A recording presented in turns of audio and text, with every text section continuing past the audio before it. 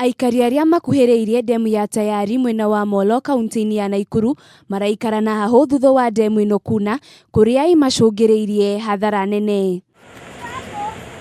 Kuringana na muikarĩri gĩtĩ wa mũtitũ wa Molo Peter Warũĩ augĩte makĩria ma mbegũ milioni 2 cia mĩtĩ nĩ ithereretio nĩ munĩko ũcio wa maĩ makĩũria rũhonge rwa gũthaitĩra marĩa matũrigicĩirie nema kuingĩrĩra. Lakini jambo ambalo linahuzunisha sana ni kuona ya kwamba hili jambo halijawahi tendeka hivi. Lakini lilitendeka kwa nini?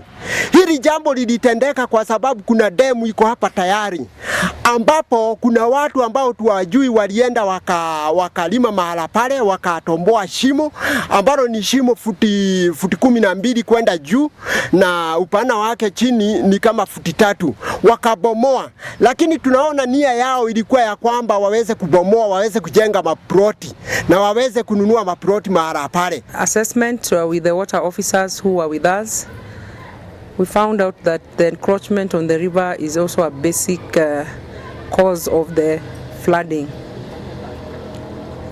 So what we are saying is other agencies like NEMA and WARMA should come to assess the people who have encroached onto the riparian land and make sure and advise the county government.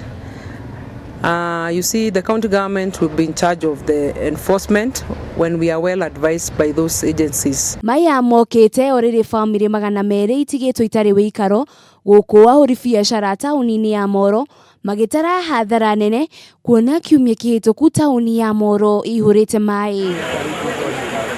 Mbura ĩno ĩrathiĩ na mbere na kura nĩ yambĩte gũkĩa ĩndĩ gũkerĩkana atĩ ĩgathira mũthia wa mweri-inĩ ũyũ wa Dithemba.